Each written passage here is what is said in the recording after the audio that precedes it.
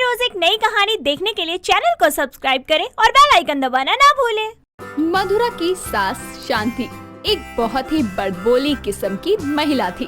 मधुरा चाहे कितने भी अच्छे से घर का काम क्यों ना कर ले, पर शांति उसमें कोई ना कोई कमी निकालकर मधुरा को खरी खोटी सुनाना शुरू कर देती।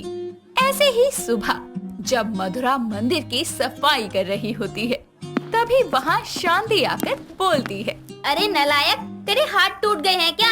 जरा अच्छे से सफाई कर ले। माँ जी, मैंने तो अच्छे से ही की है। अब क्या शेरा वाली माता की तस्वीर को रगड़ रगड़ कर सरस्वती माता की तस्वीर बना दूं? अरे पागल हो गई है क्या? क्या बोल रही है? शर्म नहीं आती जरा भी बोलते हुए? माता रानी पाप लगाएगी। माँ जी, आपसे एक बात पूछूं? हाँ बोल। आपका नाम शांति किसने रख दिया? आपके ये बड़बोले बोलना किसी अशांति से कम नहीं है। बकवास बंद कर अपनी और जा यहाँ से। मेरे लिए एक कप चाय लेकर आ। मधुरा मुस्कुराती हुई वहाँ से चली जाती है। ऐसे ही दिन गुजरते हैं। शांति के बड़बोले स्वभाव की वजह से आए दिन उसकी किसी न किसी से बहस हो जाया करती। एक शाम जब शांति मार्केट से सब्जियां लेकर घर आ रही होती है, तभी उसकी टक्कर सामने से चलकर आ रही उसकी पड़ोसन सुमित्रा से हो जाती है। तभी शांति बोलती है, आए है सुमित्रा, देखकर चल लिया कर। क्या आंखें मूंद कर चल रही हो? हे भगवान, ये बड़बोली कहाँ से मिल गई? इससे पहले कि ये और बोले मैं खिसक जाती हूँ। सुमित्रा बिना कुछ कहे ही वहाँ से जाने लगती है। तभी शांति घूमकर फिर से उसके आगे आकर खड़े होकर बोलती है, अरे ऐसे कैसे मेरी बातों का जवाब दिए बिना जा रही हो? सुना है तुम्हारी बेटी अपने ससुराल को छोड़कर वापस मायके में आके रहने लग गई है। हाँ, वो मेरी बेटी की थोड़ी तबीयत खराब है, इस वजह से वो मेरे पास आई हुई है रहने के लिए। क्या सुमित्रा, तुझे कोई मिला नहीं क्या मजाक करने के लिए जो मुझसे कर रही है? अरे मैं अच्छे से जानती हूँ, तेरे दामाद की डिमांड ही बुर्ज खलीफा के जितनी है, जिसको तुम कभी पूरा ही नहीं कर सकते। इसलिए तेरे दामाद ने तेरी बेटी को उठा के मायके में पटक दिया। तुम्हें मेरे घर की बातों में इतने नाक नहीं घुसानी चाहिए शांति। अरे तुम जैसियों को मैं अच्छे से जानती हूँ, जो अपनी कमी को छुपाने के लिए 36 तरीके के बहाने बनाती है। अरे मान क्यों नहीं लेती कि तुम्हारी बेटी अपनी मर्जी से नहीं आई, बल्कि उसके ससुराल वालों ने उसको ससुराल से निकाल दिया। शांति को ऐसे जोर जोर से बोलता देखकर वहाँ भीड़ लग जाती है। सुमित्रा बिना कुछ कहे शर्मिंदगी से अपना सर झुकाए हुए वहाँ से चली जाती है। कुछ देर बाद शांति भी वापस घर आती है। ऐसे ही दिन बीतते जाते हैं, पर शांति के बड़बोलेपन में कोई सुधार नहीं आता। ऐसे ही एक रात सभी लोग बैठकर खाना खा रहे होते हैं। शांति जैसे ही खाने का पहला चम्मच अपने मुंह में डालती है, तभी वो गुस्से से बोलती है, बहू ये क्या बनाया है तूने? नमक का कोई अता पता ही नहीं है। माँ जी ठीक तो है, लगता है आपका मुंह ही बेस्वाद है, तभी तो आपको कोई स्वाद नहीं आ रहा। अरे तेरे माँ बाप ने तुझे यही संस्कार दिए हैं क्या, बड़ों के सामने मुंह चलाने के? क्योंकि खाना बनाना तो तुझे आता नहीं है, जुबान चलाना तुझसे बहुत अच्छे से सीख लो। माँ जी को भी जरा सी बात को पहाड़ जितना बड़ा बनाना बहुत अच्छे से आता है। माँ, मधुरा, आप दोनों क्यों बहस कर रहे हो? और माँ, जरा सा नमक ही तो कम है, आप नमक और डाल लो। इसमें इतना सुनाने की क्या जरूरत है? वाह, बीवी को जरा बोल क्या दिया, तेरे गुर्दे लाल हो गए। सही कहा है किसी ने, शादी करके बेटियों के लिए माँ बाप का घर पराया होता है, पर ससुराल आकर तो बीवी एक बेटे को अपनी माँ से ही अलग करके पराया कर देती है। मैं तो बर्बाद हो गई। मेरा बेटा आज अपनी बीवी के पीछे लग के अपनी माँ को सुना रहा है। माँ, आप क्या बोले जा रही हैं? जरा सी बात थी, आप उसे पता नहीं बढ़ा चढ़ाकर कहां से कहां ले गईं। अरे नमक की बात हो रही है, अपने पराये की नहीं। अरे रहने दीजिए, माँ जी को कुछ समझ नहीं आएगा। जब तक ये अपने अंदर का गुबार दिल से बाहर नहीं निकाल लेंगी ना, इनको चैन नहीं पड़ेगा। बोलने दो इनको, बड़बोली है ये। मेरा पेट तो इनकी बातों से ही भर गया। आपको खाना है तो खा लो, मैं जा रही हूँ। अरे जाना है तो जाना, सुना किसे रही है? मेरे ही कर्म फूटे थे जो मैंने तेरे जैसी को अपने घर की बहू बनाया। और मेरे कर्म का सत्यानाश ही हो गया, जो आप जैसी बड़बोली सास मिली है, जो मुंह खोलती है तो शब्दों का समुंदर ही बहा देती है। इतना कहकर मधुरा बुरा सा मुंह बनाकर वहाँ से चली जाती है। और अभी भी बिना खाए ही मधुरा के पीछे पीछे रूम में चला जाता है और उसे बोलता है, मधुरा सुनो ना, जी कहिए, क्या हुआ? यार माँ की बातों को दिल पर मत लो, तुम जानती हो ना उनकी आदत है, वो बिना बोले नहीं रह सकती। अभी मुझे माँ जी के बोलने से दिक्कत नहीं है, पर वो जो बेमतलब की बातें बोलती है ना, उनसे दिक्कत है। अरे जरा सी बात थी, उस बात को तुम्हारे सामने ही देखो ना, क्या से क्या बना दिया उन्होंने। चलो माँ की तरफ से मैं माफी मांगता हूँ, अब गुस्सा मत हो और आराम कर लो, चलो। अभी की बात सुनकर मधुरा चुपचाप सो जाती है। ऐसे ही वक्त गुजरता है। अब शांति का बड़बोलापन जरूरत से ज्यादा ही बढ़ गया था, जिसके चलते उसकी हर किसी से तू तू मैं भी होने लगती है। साथ ही वो पूरे घर में भी अशांति का माहौल बनाकर रखती। अभी और मधुरा भी शांति को समझा समझा कर हार मान चुके थे, मगर शांति किसी की बात को मानने और समझने को तैयार ही नहीं थी। ऐसे ही एक दिन शांति मधुरा से बोलती है, बहू, मैं कुछ सामान लेने के लिए बाहर जा रही हूँ, तुझे जाना है क्या? जी माँ जी, जाना तो है, रुकिए पर्स लेकर आती हूँ मैं अपना। ठीक है, ले आ। मधुरा जल्दी से अपने कमरे में जाती है और अपना पर्स लेकर वापस आती है, जिसके बाद दोनों सास बहू मिलकर बाजार जाती हैं। तभी एक कपड़े की दुकान पर कपड़ा खरीदते हुए मधुरा और शांति की बहस हो जाती है। तभी शांति बोलती है, बहू, तुझे समझ नहीं आ रहा क्या? ये कपड़ा जरा भी अच्छा नहीं है, जरा भी नहीं चलेगा। माँ जी, ये कपड़ा सबसे अच्छा है, मैंने इस कपड़े की और भी बहुत सारी ड्रेस पहनी है, ये अच्छा रहेगा, आरामदायक है बहुत। अरे मैं तेरी सास हूँ, तू मेरी सास नहीं है, समझ गई? मुझसे ज्यादा तुझे अच्छे से पता है क्या कि क्या सही है क्या गलत। मैंने तो गलती ही कर दी तुझे अपने साथ लाकर। तू घर में ही अच्छी थी, मैं अकेले ही आ जाती, वही ठीक था। मैं भी कोई जबरदस्ती नहीं आई हूँ आपके साथ, आप खुद ही पूछ रही थी मुझसे तभी आई हूँ। मुझे भी कोई शौक नहीं है आप जैसी बड़बोली सास के साथ घूमने का। अरे आपसे तो बात करने ही बेकार है। हाँ, आज बात बेकार है, कल को मुझे बेकार बताकर मेरे बेटे को अपने रंग में रंग कर मुझे घर से बाहर निकलवा देगी। आजकल की बहुओं को जरा संस्कार नहीं है, कब क्या बोलना है क्या नहीं कुछ पता ही नहीं है। जो दिल किया वो मुंह में आया वो बोल दिया। दोनों की बहस सुनकर भीड़ लग जाती है। तभी दुकान वाला उन दोनों से बोलता है, शांति बहन, अब बस भी करो, सारा शहर जानता है तुम कितनी बड़बोली औरत हो। अरे बहू से ज्यादा तुम बोल रही हो, रोज किसी न किसी से बहस करती हो। इस उम्र में तुम्हें ये सब करना शोभा नहीं देता। तुम्हारी इस बहस की वजह से मेरी दुकान के बाहर भीड़ लग गई है। जिनको कपड़ा लेना होगा वो भी नहीं आ पा रहे हैं। तुम दोनों को बहस करनी है तो अपने घर पर करो, मेरी दुकान पर नहीं।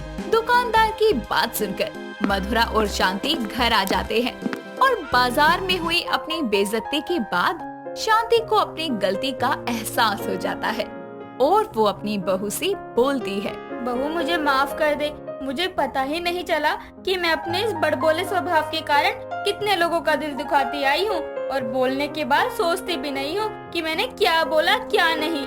जाने अनजाने में मैंने तुझे भी बहुत सताया है, मुझे माफ कर दे बहू। अब से मैं अपने अंदर सुधार लाने की कोशिश करूँगी। माँ जी, आपको अपनी गलती का एहसास खुद से ही हो गया, वही बहुत है। मैं खुश हूँ कि आपने खुद से अपने अंदर सुधार लाने की सोची। तो इस तरह से शांति अपने बड़बोलेपन की आदत को हमेशा के लिए छोड़कर सभी के साथ मिलकर प्यार से रहने लगती है। 70 साल की चंद्रावती अपनी इकलौती पोती अनन्या के साथ रहा करती थी। अनन्या बहुत ही छोटी थी जब उसके माता पिता का देहांत हो गया था, जिसके बाद चंद्रावती ने ही अनन्या का पालन पोषण किया था और उसका उज्जवल भविष्य खुद ही बनाया था। अपनी दादी से दूर अनन्या अपनी MBBS की पढ़ाई कर रही थी और पढ़ाई पूरी करने के बाद वो अपने बॉयफ्रेंड के साथ वापस अपने घर लौटती है और तभी अपनी दादी से कहती है, दादी कैसी है आप? इससे मिलिए, ये है रजत। अरे मैं तो बिल्कुल ठीक हूँ, तुम दोनों थक गए होगे ना, चलो तुम दोनों हाथ मुंह धो लो, मैं खाना लगा देती हूँ। और रजत बेटा, सब कैसा चल रहा है? सब अच्छा है दादी, आपका आशीर्वाद है सब। चंद्रावती उन दोनों के लिए खाना लगा देती है। दोनों बातें करते हैं और खाना खाना शुरू कर देते हैं, जिस पर रजत बोलता है, वाह दादी, क्या खाना बनाया है। सही बोलती थी अनन्या, आपके हाथों में तो जादू है, जादू। मेरी दादी का ना कोई मुकाबला नहीं है। इस उम्र में भी मेरी दादी में इतनी फुर्ती है ना कि जवान लोग जो काम आसानी से नहीं कर सकते ना, मेरी दादी चुटकी बजा के कर देती है। तीनों थोड़ी देर तक बैठकर एक दूसरे से बातें करते हैं। कुछ दिन तक रजत भी उन्हीं के घर रहता है। अनन्या भी अपनी दादी को रजत के बारे में सब सच बता देती है। तो वही रजत भी अपने घर जाकर अनन्या के बारे में अपनी माँ सरोज को सब बता देता है। कुछ ही समय में उन दोनों की एक बहुत ही बड़े हॉस्पिटल में ज्वाइनिंग हो जाती है। अनन्या और रजत एक ही जगह पर काम करते हैं। तभी रजत के हाथ में एक पुराने पेशेंट की फाइल लगती है जिस पर चंद्रावती का नाम लिखा होता है। रजत वो फाइल पढ़ते ही शॉक हो जाता है और अनन्या को वो फाइल देते हुए बोलता है, अनन्या, ये तुम्हारी दादी की फाइल मिली है मुझे, एक बार पढ़ो। रजत, अब दादी की उम्र हो गई है। अगर उनकी फाइल तुम्हें यहाँ मिल भी गई तो इसमें इतना भौचक्के होने वाली क्या बात है भला? अनन्या, तुम शायद भूल रही हो, ये हॉस्पिटल सिर्फ प्रेग्नेंट लोगों के लिए है। यहाँ सिर्फ उन्हीं का इलाज होता है जो प्रेग्नेंट होती हैं या किसी वजह से प्रेग्नेंट नहीं हो पाते। क्या रजत, हद करते हो तुम भी। इस पर तुम्हें कहीं कोई डेट दिख रही है क्या? हो सकता है कि ये फाइल पुरानी हो। तुम एक बार पढ़ो, तुम्हें सब पता चल जाएगा मैं क्या कहना चाहता हूँ। रजत के बोलने पर अनन्या उस फाइल को पढ़ती है और उसे फाइल में कुछ पेज मिसिंग मिलते हैं, जिससे रजत और अनन्या उन्हें ढूंढने की कोशिश करते हैं, पर वो मिसिंग रिपोर्ट्स मिल ही नहीं पाती। और उस आधी अधूरी फाइल को पढ़कर अनन्या की आंखों में आंसू आ जाते हैं और वो रोते हुए रजत से बोलती है, ये कैसे हो सकता है? मेरी दादी ऐसा कैसे कर सकती है? उन्होंने मेरे बारे में एक बार भी नहीं सोचा। अनन्या, तुम रो मत, हो सकता है उनकी कोई मजबूरी रही हो, हमें उनसे जाकर पूछना चाहिए। नहीं रजत, मैं उनसे कुछ नहीं पूछूंगी। उस दिन के बाद से ना तो अनन्या सच पता करने की कोशिश करती है और ना ही अपनी सास के पास जाती है। अपनी दादी को बिना कुछ बोले ही वो उनसे अपने सारे रिश्ते नाते तोड़ लेती है और रजत से शादी कर लेती है। शादी के कुछ दिनों तक सब कुछ बिल्कुल ठीक चलता है, पर एक दिन सरोज को अनन्या की दादी का सच पता चल जाता है। तो वो अनन्या से बोलती है, अरे बुढ़िया के अंदर अभी तक इतनी जान है कि इस उम्र में भी प्रेग्नेंट हो गई। बुरा मत मानना बहू, पर तेरी दादी ने तो रिकॉर्ड ही तोड़ दिया इस उम्र में प्रेग्नेंट होकर। माँ जी, आपको मेरी दादी के खिलाफ कुछ भी बोलने का कोई अधिकार नहीं है। अरे तेरे बोलने से क्या होता है, सच तो यही है ना। सरोज और अनन्या की लड़ाई हो जाती है। तभी रजत आकर अनन्या को कमरे में ले जाता है और उससे बोलता है, तुम किस रिश्ते से अपनी दादी के लिए मेरी माँ से लड़ रही हो? भूल गई, तुमने अपनी दादी से सारे रिश्ते तोड़ दिए हैं। रिश्ते बोल देने से नहीं टूट जाते रजत, वो मेरी दादी है। उनकी मेहनत और लगन से ही मैं आज यहाँ तक पहुँच पाई हूँ। उन्होंने मुझे इस काबिल बनाया कि मैं एक डॉक्टर बन पाऊँ। याद आ गया कि आज तुम जो भी हो उनकी वजह से हो, पर सोचो तुमने उनके लिए क्या किया। एक बार भी सच जानना चाहा? तुम खुद एक डॉक्टर हो और तुमने क्या किया? उस अधूरी रिपोर्ट पर विश्वास कर लिया। रजत की बात सुनकर अनन्या को अपनी गलती का एहसास होता है और वो उन रिपोर्ट्स को लेकर अपने पति के साथ चंद्रावती के पास पहुंच जाती है, जहां चंद्रावती अपनी जिंदगी की आखिरी सांसें गिन रही होती है, पर अपनी अनन्या का इंतजार भी करती रहती है। जैसे ही अनन्या वहां आकर अपनी दादी को ऐसी हालत में देखती है, उसे अपनी गलती पर बहुत रोना आता है और वो उनसे माफी भी मांगती है। साथ ही चंद्रावती की रिपोर्ट्स दिखाकर उसकी प्रेगनेंसी के बारे में उनसे सच पूछती है, तो चंद्रावती उसे सब बताती है। ये चंद्रावती तो बूढ़ी हो चुकी थी बेटे, पर उसको अपनी बहू, बेटे और अपनी पोती का सपना पूरा करना था। तुझे एक डॉक्टर बनाना था, बस इसीलिए अपनी कोख को किराए पर रखा। मतलब कि आप सैरोगेट मदर बनी किसी और के बच्चे की? पर कैसे, कब?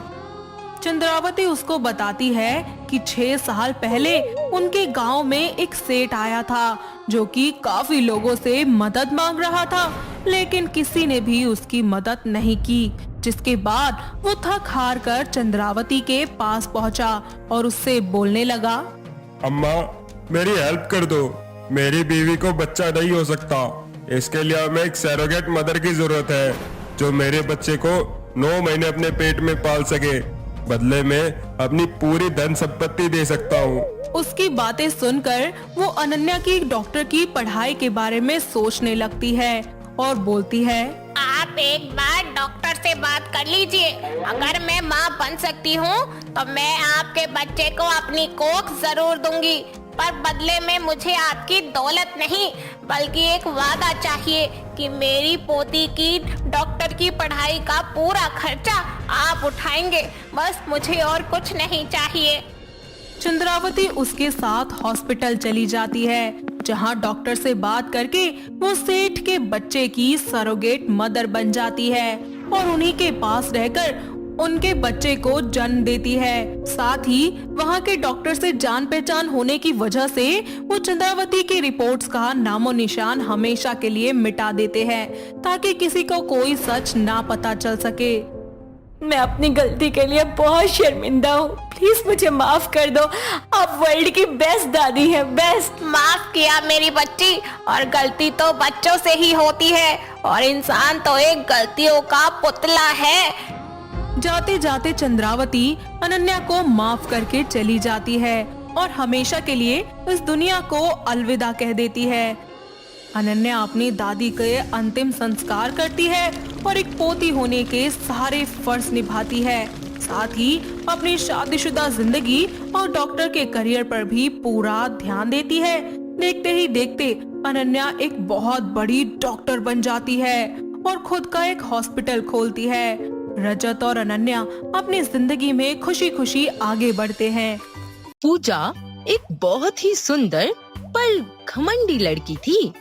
ऐसे ही एक दिन वो ग्रोसरी की शॉपिंग करने के लिए मॉल गई थी। एक एक करके वो सारा जरूरत का खाने पीने का सामान खरीद लेती है। ट्रॉली लेकर वो आगे जाती है, जहाँ नूडल सेक्शन में मैगी के 3 पैकेट लेने पर एक बिल्कुल फ्री था। पूजा उस नूडल्स के डिस्काउंट और टेस्ट के बारे में पता करती है। तभी एक लड़की जो वहाँ स्टाफ थी उसे कहती है, मैम आप ये मैगी ट्राई कीजिए, न्यू लॉन्च हुई है, साथ ही इसका टेस्ट बहुत बढ़िया है, ये लीजिए आप ट्राई कीजिए। नहीं, मुझे नहीं लेनी ये। मैम आप एक बार ट्राई तो कीजिए, भले ही लीजिएगा मत। चलो ठीक है, दे दो। पूजा उस मैगी को टेस्ट करती है, उसे बहुत ही लाजवाब स्वाद लगता है। वो दोबारा खाती है और फिर उसे वो मैगी पसंद आ जाती है और कहती है, wow, it's really amazing, I really loved it. Okay, तो आप ना मुझे इसके 3 पैकेट और दे दो। Thanks ma'am for your feedback, have a nice day. Puja सारा सामान लेकर घर आ जाती है। शाम का समय था, वो बहुत बोर हो रही थी, इसीलिए फिर से वो टीवी को ऑन करती है और जो भी चैनल लगाती है, हर चैनल पर खाने की चीज ही आती।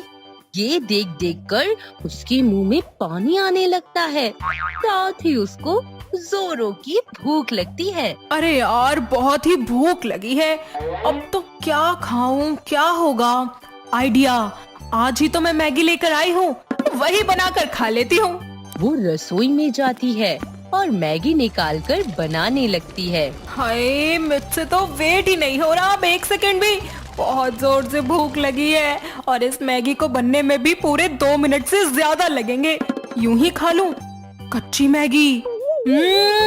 ये कच्ची मैगी भी बहुत ही अच्छी लग रही है। क्रिस्पी है और इसका एक अलग ही टेस्ट भी जो है। पूजा को कच्ची मैगी का स्वाद भी बहुत अच्छा लगता है। कुछ देर बाद वो अपनी बनी हुई मैगी खाती है और कहती है, ना, इसमें वो स्वाद नहीं आया जो कच्ची मैगी खाने में आया था। उस टाइम भले ही अच्छी लग रही थी, लेकिन अब से तो मैं कच्ची मैगी खाऊंगी। बहुत टेस्टी होती है। इसको खाने के बाद वो सो जाती है। अगले दिन वो मैगजीन पढ़ रही थी कि तभी अचानक से उसे कुछ खाने की इच्छा होती है और वो हेल्दी खाना खाने की जगह फिर से कच्ची मैगी खाने लगती है।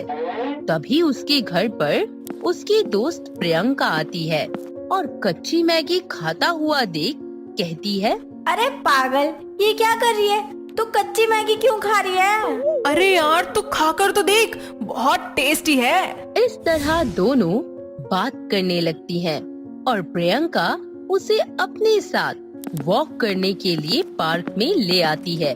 दोनों चलते चलते बात कर रहे होते हैं कि प्रियंका को आइसक्रीम वाला दिखता है तो वो पूजा से कहती है, पूजा यार, आइसक्रीम खाने का बहुत मन है, पैसे दियो, मैं घर पर भूल गई। ओके देती हूँ। अरे यार मैं एक छोटा सा वॉलेट लेकर आई थी पर अब वो है ही नहीं, पता नहीं कहाँ गया। उसमें मेरी बहुत सारी जरूरी चीजें थी। ओ तू चिंता मत कर, अभी मिल जाएगा, यहीं कहीं गिरा होगा। पूजा परेशानी में पार्क में पड़ी एक खाली कैन में जोर से किक मारती है तो वो कैन उसकी तरफ आते हुए प्रिंस नाम के एक लड़के के सर पर ठेड़ लगती है और उसी वक्त वो उसे देखकर कहती है, oh sorry sorry sorry, extremely sorry. आपको कहीं लगी तो नहीं ना ज्यादा जोर से? आपने हमें क्यों मारा? एटलीस्ट आप देख तो सकती हैं। आपके आगे पीछे कोई भी हो सकता है। सॉरी यार, गुस्से में कर दिया मैंने। मुझे मेरा वॉलेट ही नहीं मिल रहा, क्या करूं मैं अब? वही तो आपको देने आ रहा था। ये देखिए, आपका ही है ना ये? अरे ये तो मेरा ही वॉलेट है। थैंक यू सो मच, आपका बहुत बहुत शुक्रिया ये वापस करने के लिए। And I am really really really sorry, मैंने आपको ऐसे मार दिया ना। It's okay. पूजा अपने स्कार्फ पर फूंक मारकर उसके माथे पर रखती है और बार बार ऐसा ही करती है। तभी वहाँ प्रियंका आती है और कहती है, अरे पूजा, तुझे वॉलेट मिला क्या? मुझे तो पूरे पार्क में कहीं पे भी नहीं मिला। और ये कौन है? अब उसकी कोई जरूरत नहीं है, इन्होंने मुझे मेरा वॉलेट वापस दे दिया है और गलती से मैंने इन्हें खाली कैन बहुत जोर से मार दी। ओह, आर यू फाइन मिस्टर? या नाउ आई एम ओके, बस थोड़ा दर्द है। यार सच में आई एम रियली सॉरी, मुझे नहीं पता था। कोई नहीं। बाय द वे, मेरा नाम प्रिंस है। ओके, मेरा नाम पूजा है और ये मेरी दोस्त प्रियंका। अच्छा लगा आप दोनों से मिलकर। प्रिंस चला जाता है और वो दोनों भी आइसक्रीम खाते हुए चली जाती हैं। वक्त बीतता है। पूजा अपनी कच्ची मैगी खाने की आदत को जारी रखती है और बीच बीच में उसकी मुलाकात प्रिंस से भी हो जाया करती थी, जिसके चलते वो दोनों अब बहुत अच्छे दोस्त बन चुके थे। कुछ समय बाद प्रिंस उसे अपने साथ एक रिजॉर्ट बुक करके ले जाता है और उसे सरप्राइज देकर प्रपोज करता है। कुछ टाइम बीतता है, दोनों कोर्ट मैरिज कर लेते हैं और पूजा अपने ससुराल की सारी जिम्मेदारी संभाल लेती है। ऐसे ही एक दिन उसकी सास भावना उसके कमरे में आती है और तभी वो कच्ची मैगी खा रही होती है। तभी, बहू, अरियो नाच पीटी, कहाँ गई? कब से आवाज लगा रही हूँ, तेरी वजह से मुझे ऊपर चढ़कर आना पड़ा। वो माँ जी, मैं गाने सुन रही थी बैठकर, इसीलिए आपकी आवाज नहीं सुनाई दी। अरे नाच पीटी कहीं की, सास की बात भी सुन लिया कर कभी। बोलिए माँ जी, मैं सुन रही हूँ। मेरे लिए बेसन का लड्डू बना दे। हाँ ठीक है माँ जी, मैं अभी बना कर लाती हूँ। शाम तक मेरी आँखों के आगे होने चाहिए सारे के सारे बेसन के लड्डू, समझी? जी माँ जी। अरे पता नहीं ये बुढ़िया अपने आप को क्या समझती है।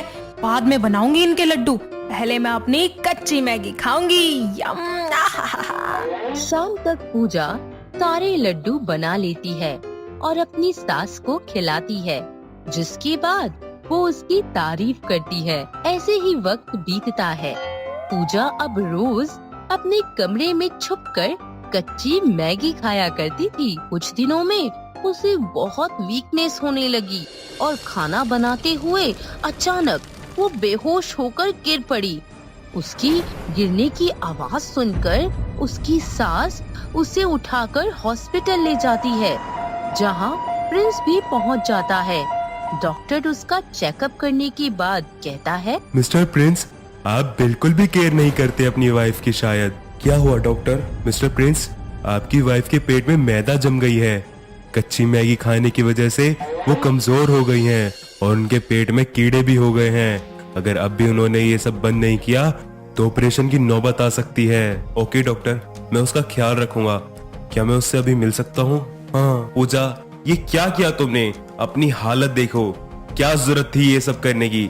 अरे बच्चे भी कच्ची मैगी नहीं खाते, वो भी एटलीस्ट पका कर खाते हैं। सॉरी प्रिंस, मुझे माफ कर दो, मैं अब कभी भी ऐसा नहीं करूंगी। और माँ जी, आपका बहुत बहुत शुक्रिया जो आप मुझे यहाँ पर टाइम से ले आई। अरे अगर तुझे कुछ हो जाता तो मैं क्या जवाब देती प्रिंस को। खैर, अब तू जल्दी से ठीक हो जा। हाँ। सब एक साथ घर आ जाते हैं और भावना और प्रिंस उसका बहुत ख्याल रखते हैं, उसे समय पर दवा देते हैं। कुछ ही महीनों बाद वो बिल्कुल ठीक हो जाती है और फिर क्या, सब एक साथ खुशी खुशी रहने लगते हैं। दोस्तों, अगर आपको ये कहानी पसंद आई तो इसे लाइक करें, शेयर करें और कमेंट करके बताएं कि कहानी में आपको सबसे अच्छा क्या लगा।